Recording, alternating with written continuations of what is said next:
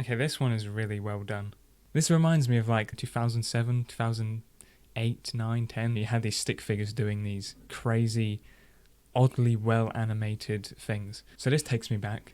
Either way, it's really good. So let's break it down. Let's go frame by frame, shall we? So you've got the basic idol here. Like if I add a tag here, maybe we can just separate it so it's just the idol. But yeah, very smooth stuff. So what's the key thing here that's making it look so smooth?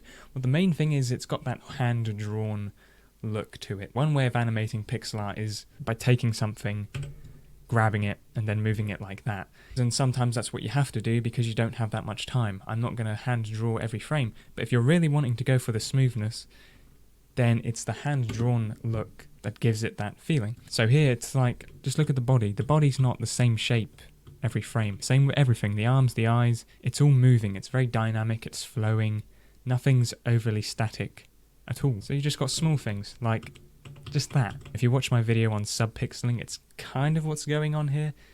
Not 100%, but it's that thing of like, yeah, we want to communicate a very slight movement. We don't have the luxury of having a lot of space, so the way we communicate these smaller movements is from doing that, just poking out a little half pixel. Oh, I have a new keyboard, new shortcuts. Let's just fix that. Preferences.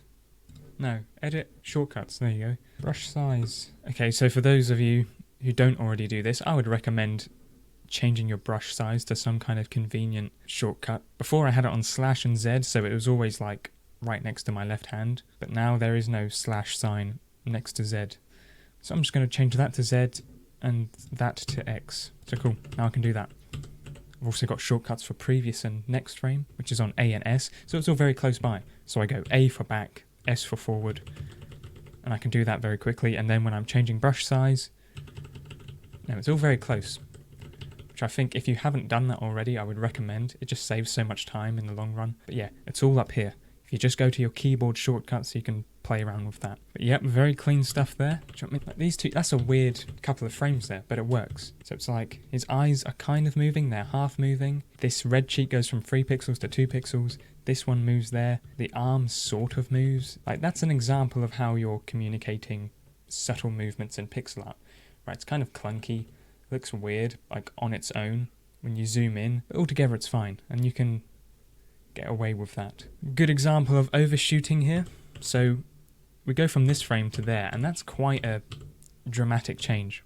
Right, these two frames are very different frames. And so one way we can make that a little bit easier to process is to add some overshooting, right? So here's the settle frame. This is where things sort of pause.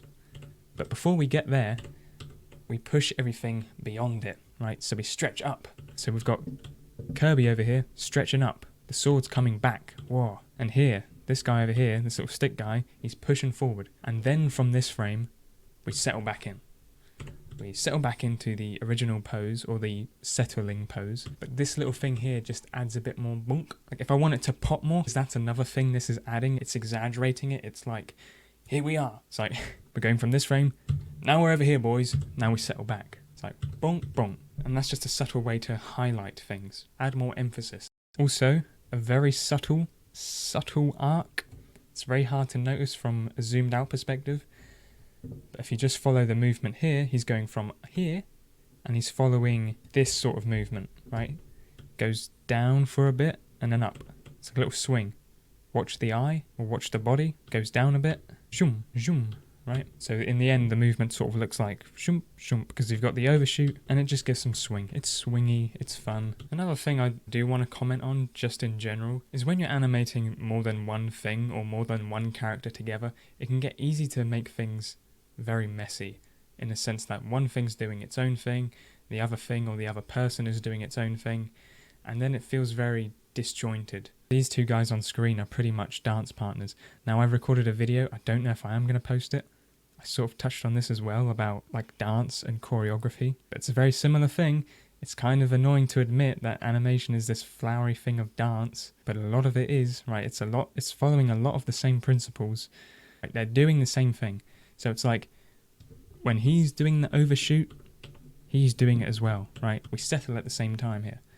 And that's like cohesive. It's making it more cohesive. And then in between, it's like, okay, Now they're doing their own thing here, but they're still following the same rhythm. It's like we're here, but after 6 or 7 frames or so, we're both going to end up here. So in between there, we can pretty much do our own thing. I'm going to do a backflip, you can do some spinny shit, but after all that, we're going to end up back to where we were.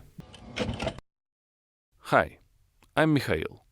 I interrupt this video to warn you that Nick is about to go on some bullshit tangent about nuclear physics. He thinks he's being useful, but really, he's just overcomplicating things in some vain attempt to sound smart. If you're uninterested in his pretentious ramblings, feel free to skip to this part of the video. Right, this is a weird principle which, like, this is just outside of animation now, this is just in general. Let me get like a paint document open. Okay, so a quick little physics lesson for you. Nuclear physics, right? Because that's always fun. You have the concept of fusion, excuse my handwriting, and fission. Nuclear fusion and nuclear fission. So in nuclear fission, what is that? So you've got one little thing here, it's one little atom, and when it splits, when you split it into two, holy crap. Boom, boom, boom, boom. Energy, right? That is a lot of energy you're producing from taking this one thing and splitting it into two. It's emphasis, it's explosive, it's like holy crap. That's just so much energy that you can make a bomb out of it. Fusion, on the other hand, is when you take two things and you combine them into one. And similar deal, when you do that transition from 2 to 1, oh my god, big amount of energy we've got going on there. And so what's important is it's this. This is the thing that's producing the energy. It's not the bit after, right, the existence of the two atoms, and it's not the bit here of there suddenly being like this combined atom that's producing so much energy. No, it's the combination, right? It's the transition, I mean, from 2 to 1. Or from 1 to 2. So okay, why have I brought this up? What the hell is the point here? Well, if you think about animation terms, or just anything in general, the same principle applies that when you take one thing and you break it into two, a lot of energy happens. And when you take two things and combine it into one, it's a lot of energy. It's a spark, right? There's a spark that happens. If you think of it in like relationship terms, it's like, oh my god, two people coming together, two people shaking hands, whoa, whoa. What's going on there? Or you have a fight, you take one unit, one together unit, and suddenly there's a breakup.